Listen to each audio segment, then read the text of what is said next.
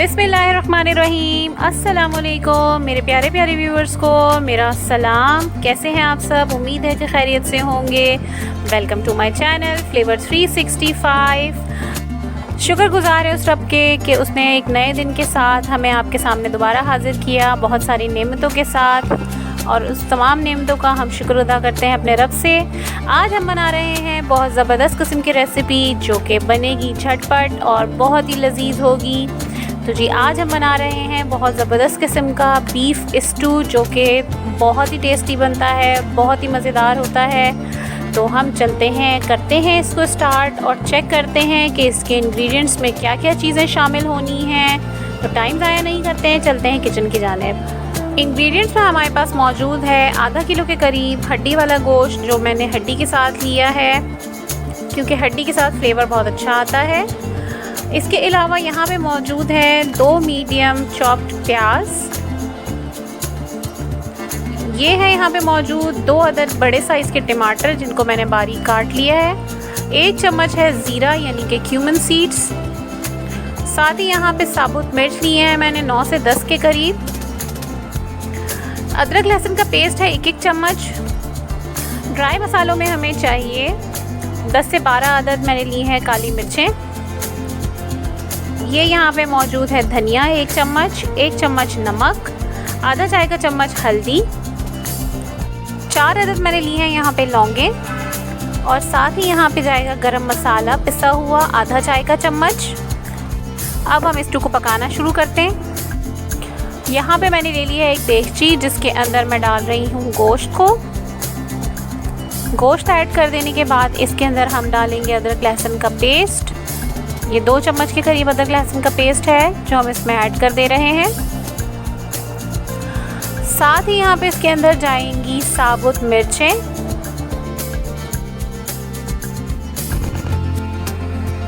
एक चम्मच जीरा जो हमने निकाल के रखा था वो मैं इसमें ऐड कर दे रही हूँ। अब यहाँ पे हम इसमें डाल रहे हैं प्याज जो मैंने चॉप करके रखी हुई थी। साथ ही यहाँ पे इसमें ऐड कर दे रही हूँ टमाटर। टमाटर के बाद हम इसके अंदर डालेंगे तमाम ड्राई स्पाइसेस जो हमने अलग करके रखे हुए हैं। ये सारे स्पाइसेस मैंने इसमें ऐड कर दिए हैं। अब हम इसमें डालेंगे थोड़ा पानी। इतना पानी डालना है कि गोश्त अच्छे तरीके से उस पानी में डिप हो जाए। अब यहाँ पे चाहिए हमें 2 चम्मच बड़े भर के ऑयल। ऑयल आप कोई भी यूज़ कर सकते हैं जो आप घर में अपने इस्तेमाल करते हैं।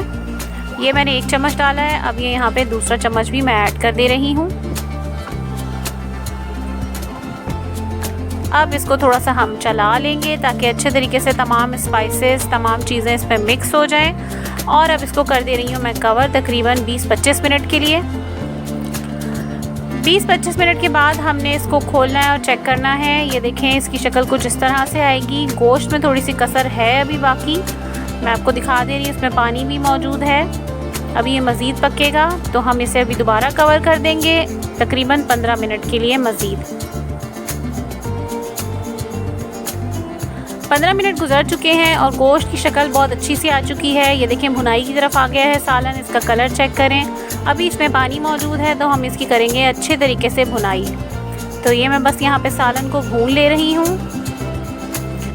भुनाई के दौरान ही हम इसके अंदर ऐड करेंगे कटा हुआ धनिया जो हमने काट के रखा हुआ था। ये देखिए कितनी खूबसूरत सी शक्ल आ गई है इसकी, और ये ऑलमोस्ट तैयार हो चुका है। थोड़ा सा भूनेंगे हम इसको मज़ीद और इसके बाद हम करेंगे इसको डिश आउट। ये देखें कितना ज़बरदस्त हो गया। इसका पानी ऑलमोस्ट ख़त्म हो चुका है। ये जो आपको ग्रेवी सी नज़र आ रही है ये ऑयल है। स्टू हमारा हो चुका है रेडी और अब हम इसको करने जा रहे हैं डिश आउट। मज़ेदार, लजीज और चटपटा सा हमारा स्टू तैयार है। जी हाँ, हमने आज बनाया है बीफ स्टू। रेसिपी बहुत क्विक और इजी थी। हमने तमाम चीज़ें एक देगची के अंदर डाल के उनको पकाया है और ये देखें कितना ज़बरदस्त इसका कलर आया है।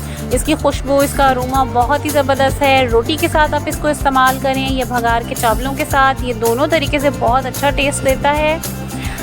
मेहमानों को सर्व करने के लिए भी ये रेसिपी बहुत ज़बरदस्त है। आप जिसको भी खिलाएंगे वो उंगलियां चाटता रह जाएगा। झटपट तैयार होने वाली रेसिपी है। अगर अचानक आपके यहाँ कभी मेहमान आए तो उन्हें ज़रूर ये बना के खिलाएं। कुकर में अगर आप इसे चढ़ाते हैं तो ये 15 मिनट्स में रेडी हो जाएगा।